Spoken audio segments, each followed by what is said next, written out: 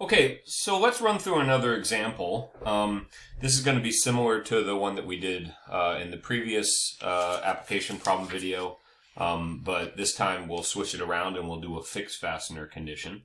And we'll start with an assembly that looks like this. Okay, so here we have a two-plate assembly, and you can see the top plate has a little lip over it that helps it to be positioned in the proper position for assembly, right? So we have a top and a bottom plate, and then we have two pins that are holding this configuration together. And you can see in the bottom view that the pins are more or less centered in the part, and we have two pins that are 30 millimeters from the front, and then the second pin is 40 millimeters from that one. All right, the total object is about 50 millimeters, which is about 2 inches wide. All right. So in this assembly, these pins are going to be an interference fit in the bottom part. All right. So they're going to be pressed into the bottom part, and then the top plate, it's going to have a clearance fit. Okay. So when we insert the pins into the bottom plate here, it's going to be more or less permanent, right? They're not really intended to be taken back out again. So that's going to be the fixed condition. All right. And then we have a clearance hole for the pins in the top plate. All right. Now, as far as the sizes go, of course, we need to get the sizes down for our holes and pins. So the pin is going to be a diameter 10 plus or minus 50 thou millimeters. Okay. Diameter 10 plus or minus 50 thou. The clearance holes for the top plate, right? Remember, this is the clearance holes. The clearance holes are going to be a diameter of 10.2 to 10.1. All right. So you can see in this case, the minimum clearance is going to be, well, 10.1 for the hole to 10.05. So we have a minimum clearance of 50 thou. And then for the interference fits, we need the holes in the bottom plate to be smaller than the pin. And so the holes here are going to be from 9.85 millimeters to 9.90 millimeters. And that's going to give a, an interference of between 0.15 millimeters and 0.2 millimeters. Okay. So we'll have a little bit of interference. Actually, that's probably a lot of interference and some clearance on this, between the top and the bottom plates. All right. So we're going to run through the procedure for working out and applying the positional tolerances and other geometric tolerances for this. And I want to draw your attention to, this is a workflow that is in your module 8. Okay. So you can find this workflow and print this out. And this, if it doesn't help you with, Chapter 8, it's definitely going to be helpful when we start working in Chapter 9, 10, 11, and 12, where we start to put a lot of these pieces together. All right, and let me just run through this real quick. I'm not going to go through this in detail because I'll really wait until we have more intricate problems here. But so in the process workflow, I said that the first step is to determine the datum reference frames for each part. All right, and that's what we'll do next. The second step is to determine fit requirements for the mating features, such as the holes and shafts and pins. Now, we just did that, and in fact, I gave that to you. Okay, so those sizes for the pins and the holes, that would be step 2. And then step 3, locate and establish the positional control of critical features, such as holes, shafts. That's what we're going to do next. Okay, so we're going to look at these parts. We're going to establish the datum reference frames. We already did this, step number 2, and then we're going to do positional tolerance, step number 3, and then we'll go through some of these further steps and apply them as we need to. Okay, all right. So let's look at the top plate. All right. So remember the top plate. This is our clearance. Holes. This has our clearance holes. All right. And the first thing we want to do is get our datum reference frame. So we want to understand, where does this part live? Okay. And first of all, the part is fixed in space, right? It's not rotating. It's not sliding. It is intended to be fixed in space, to not move. All right. So really that says that we're going to have 3 mutually perpendicular datum planes. So we'll have 3 datum references, generally speaking.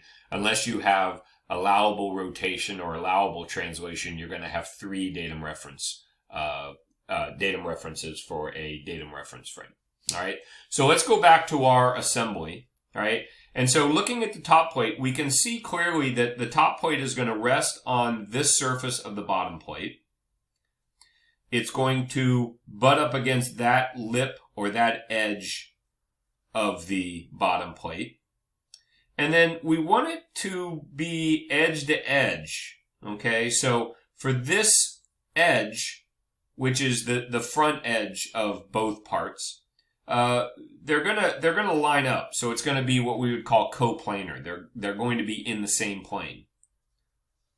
All right. So the way that translates is, first of all, let's call this our primary datum. All right. So that surface right there, I'm going to call this datum A. All right. Because that's the largest mating surface with the bottom plate. Now this lip is going to catch onto the left surface, left edge of the bottom plate. So I'm going to call this datum B. And then this is going to be C.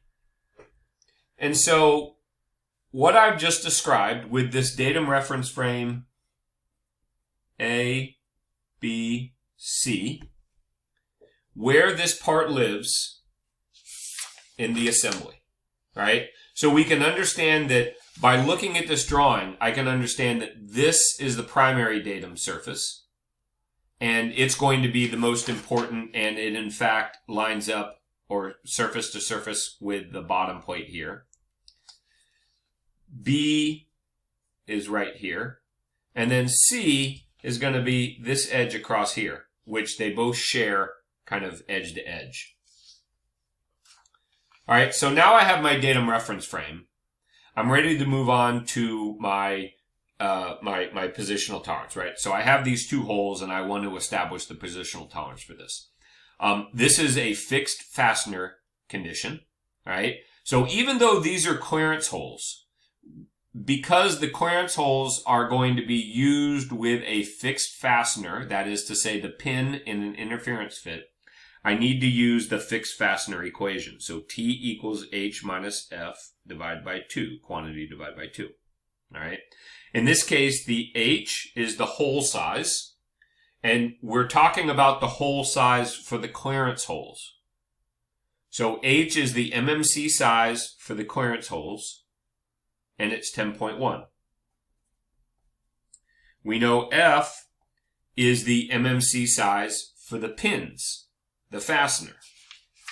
And we know right here the MMC size equals 10.05. So therefore, T is equal to 10.1 minus 10.05 divided by 2 equals 0.05 divided by 2 equals 0.025. All right, so that is my positional tolerance on these holes. And that is the positional tolerance on the interference fit holes. All right, so one point that I think a lot of people initially have make mistakes with fixed fastener is to think that you're going to have a different hole, right? You're going to use a different H for the clearance holes and then the interference fit holes, and you don't. Think of it this way. The interference fit holes, when we put the pin in, that's basically we're making a cylinder, right? We're changing the hole. When we put the pin into it, the pin becomes permanently located in that hole, And so we turn the hole into a cylinder that sticks up. All right.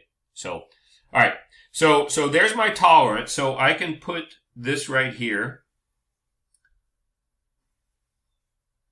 Positional tolerance. What shape do I want this tolerance zone? Well, the feature is cylindrical, so I want a cylindrical tolerance zone. The tolerance point 0.025. This is a maximum material condition, right? Because it's a clearance fit. We want circle M. And then it's going to be relative to A, B, and C. Okay? So there's our positional tolerance there for these two holes. Now I can't forget the next step with this is to locate them with basic dimensions from the datum reference frame. So from ABC, I want to locate them. So from A, they're already located 90 degrees basic, right? I don't need that dimension because it's understood to be 90 degrees basic in this case. You remember that? That was a question in your homework assignment. From B, we want to,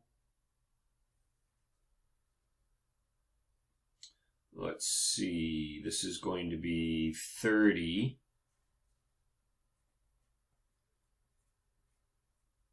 basic, and this is going to be 40 basic. Okay? All right, 30 and 40, and we can see that here. Now, this is from this edge, so we're not using this 30, but the whole thing is 100. So this is 40 and 30 is 70, so that leaves 30 over here. And that's what we have to do. Now, it is important that you use basic dimensions from the datum reference frame. So it would be incorrect for me to do the basic dimensions starting from this surface because this edge is not part of the datum reference frame. This edge is for B. Right?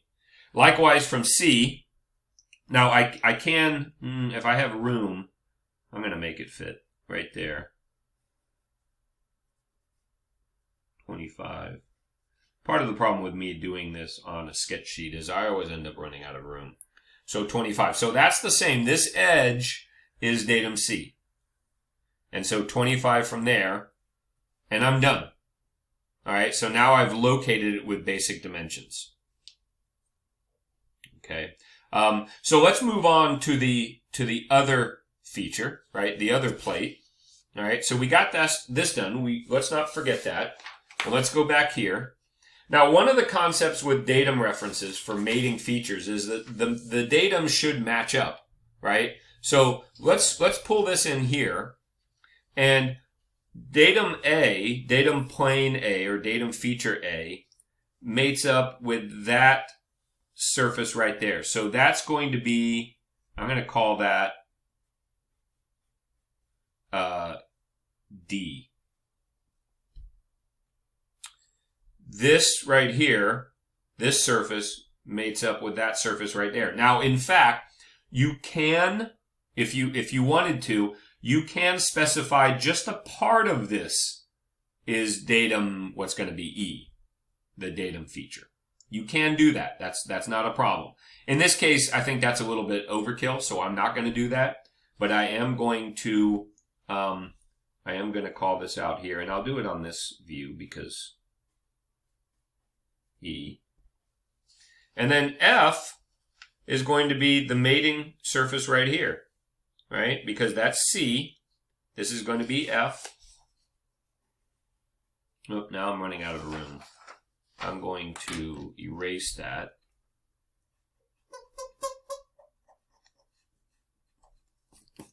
And let's do it on this side.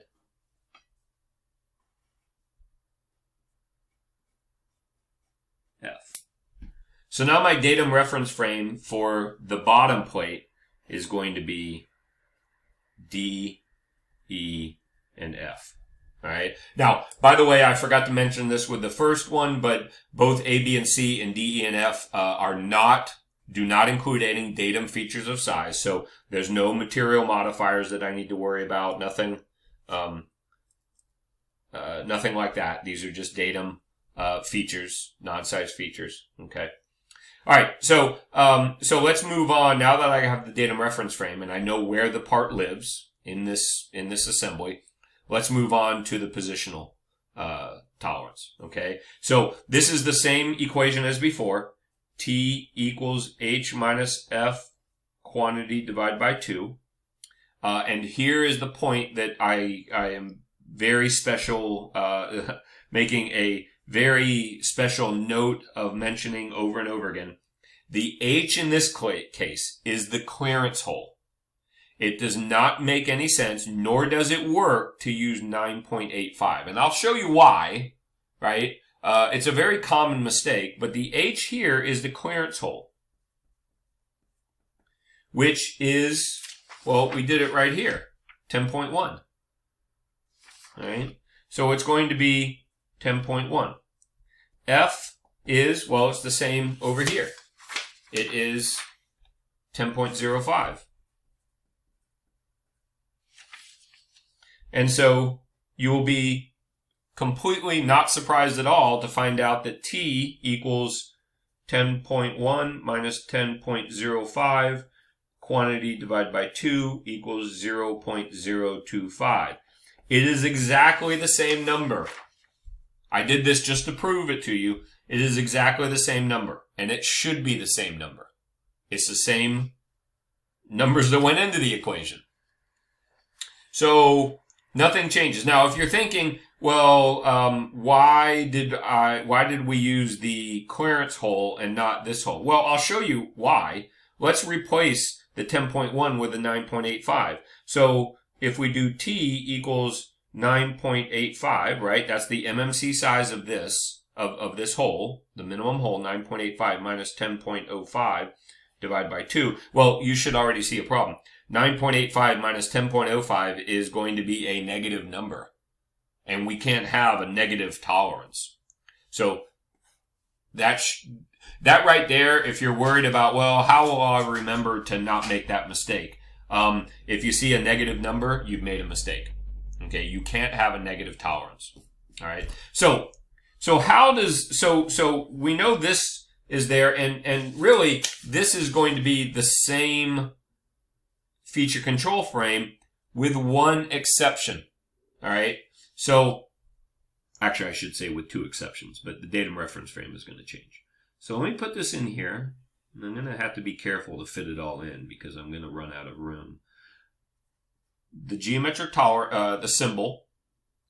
This is a cylindrical feature, so we want a cylindrical tolerance zone. 0.025. We should use at maximum material condition. We'll talk in chapter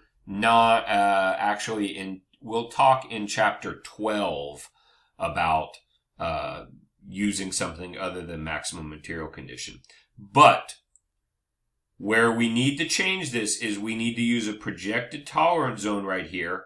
And the projected tolerance zone is going to be the amount that we want the tolerance zone to extend. And here I'm drawing the tolerance zone outside of the feature, right? So if we, let me bring this back here. So if we go with this, just a regular tolerance zone, right? The regular tolerance zone, and I'm gonna use a red pen, okay? If we have a regular tolerance zone here for the bottom feature, let's say the tolerance zone is right there, okay? Right. Now, if we have a hole that is drilled at an angle, right? What's the worst that we're saying it can be? The worst that the hole can be is lined up right like that, okay? Kind of at that angle. But that's not a problem necessarily if we're just trying to get the pin into that hole, like a clearance condition. But remember that we're putting the pin in, and this is an interference fit. And so the pin is going to be permanently sticking up. So the pin then is going to stick up, and look how that is. We're saying that is an acceptable angle for the pin because the tolerance zone stops right there. So in essence, what we want is we want the tolerance zone to go like this and we want to extend or project the tolerance zone that far. How far? Right there. The thickness of the part that it's assembling into is what our projected tolerance zone, in this case 10 millimeters. Okay, so the projected tolerance zone is 10, and then I'm going to try to squeeze this in here, D, E, and F. All right, so there's our projected tolerance zone. Last thing we need to do is we need to use basic dimensions, and again, you should see a complete mirror image of the basic dimensions from the mating part to this part. So this will be 30. This will be 40. And so that's from E. D, of course, is 90 degrees basic. And this is 25 basic. All right. So that is the complete application of positional tolerances with a projected tolerance zone in a fixed fastener condition. Okay. So we have, this is the interference fit holes, and these are the clearance fit holes. All right. Now, just as, just to quickly move on, what else can we do with this? Let's look at our workflow. So we've done step 1, datum reference frame. Step number 2, sizes of mating of holes and pins and shafts. Did that. Positional tolerance. Step 3, did that. Now, step number 4, identify features which require profile control. We haven't talked about profile control yet, so let's not worry about that. Identify features that require run-out control. Again, we haven't talked about that yet. That's the next chapters. Identify features of size which require orientation control. Identify features, non-size, which require orientation control. So here we have features of size, and here we have features. And then which require form control. All right. So remember, we talked about this in the last video.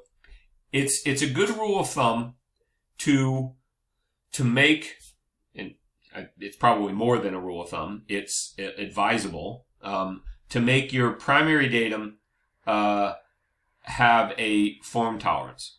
So I'm going to make this is my primary datum. I'm going to say that this has a flatness tolerance because I want it to be flat, and I don't have a number here, right? We can't calculate the number like with the fastener equations, unfortunately. So I just get to put a variable, right? Something's going to go in there. I just don't know what. There's no datum reference here. Okay. Now, once we have the flatness established, then we can make this A. So we check the flatness. Is it flat? Yes. Good. Then we make that datum A. So now we have datum A established. What do we want to do next? Well, we want to check to see if this surface is good enough to be datum B. And so we will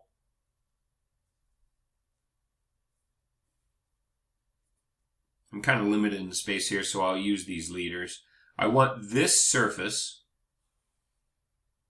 Well, how do I want that surface? I want that surface really to be perpendicular to A. Perpendicular to A. And that is a datum feature, a non-size feature, so it's not a feature of size, so there's no material condition modifiers. The tolerance zone is going to be planar, right? Do I have a number there? No, I don't have a number, so kind of like the form tolerances, we just have to do that. No material modifiers. Okay. Once I establish that this is perpendicular to A, then I can make it B. Then I can call it B. And finally, for datum C, I want C to be perpendicular to both B and A. So I can, let's just point to the surface. It's going to be perpendicular to A and B. and then we don't know the number, so we just put it right in there. All right. Now, moving along from here, what else would we like? Well, we might like this surface to be parallel with A. All right. So we could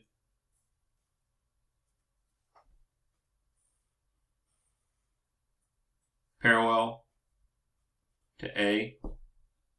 Do we have a number? No, we don't have a number. Right now, the only number that we can get is the position, the Fastener equations.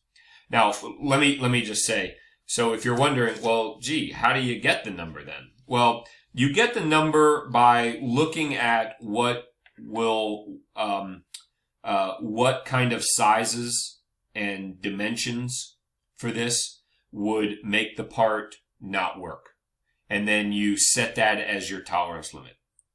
So in other words, what's the worst case scenario for this top plate? Now this top plate here is not, it's not against anything else. It's just out there in space. It's just open to the surface. It's not assembling or mating with any other features. So we might have a pretty open, number here. It might be, something like we have 0.1 tolerance here. So this might be something like a 0.05. A lot of it is going to be in consultation with your manufacturing. What can we do easily? What isn't going to make it the part cost an extreme amount of money?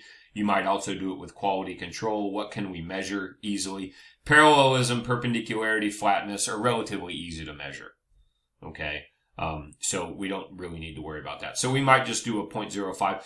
And then what you'll do is you'll look at the worst case scenarios for the sizes on parts, and you'll make sure that they still assemble and that things still work. So that's part of the engineering and the design of it. It's not, you can't just arbitrarily pick numbers, even though I kind of already did here. This is just to illustrate a point. You shouldn't arbitrarily pick numbers. You should pick the largest number, largest tolerance that you can tolerate, and the part still works, right? Because that's going to allow you to accept the most parts. You don't want to create a lot of scrap. You don't want to throw a lot of parts away because you put the numbers here that are too restrictive, and so you can't meet that. All right. So, what else might we want to do? We might want this surface right here to be, we can go through all these differences. We might want this surface here to be parallel to B, right? And perpendicular to A. Basically the tolerances on the top plate are going to mirror the tolerances on the bottom plate, right? So here for D, we would definitely want a flatness tolerance of some value, right? Because that's a primary datum. We would definitely want E to have a perpendicularity tolerance to D of some number. And do you see how this kind of, with mating parts especially, there's going to be a mirroring of the tolerancing from one to the other. The datum reference frame from one to the other. They should mirror each other.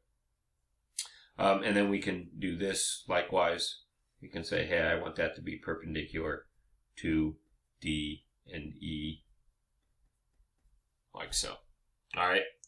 So I hope that clears up or helps to paint a more full picture of the process here. I hope that you're building kind of an intuitive understanding. It might not be complete. It's probably not complete, but at least an intuitive understanding of what we're trying to do and how we're representing it. Okay. Definitely as you work through these, keep in mind our workflow. Some of this is going to be is you're not going to understand it until we go through chapter 9, 10, 11, and 12. But at least it will help to give you a checklist so that you can know what you want to do and not miss not leave anything out. Okay? All right. So I hope that helps. Please email me if you have any questions, and I'll see you in the next video.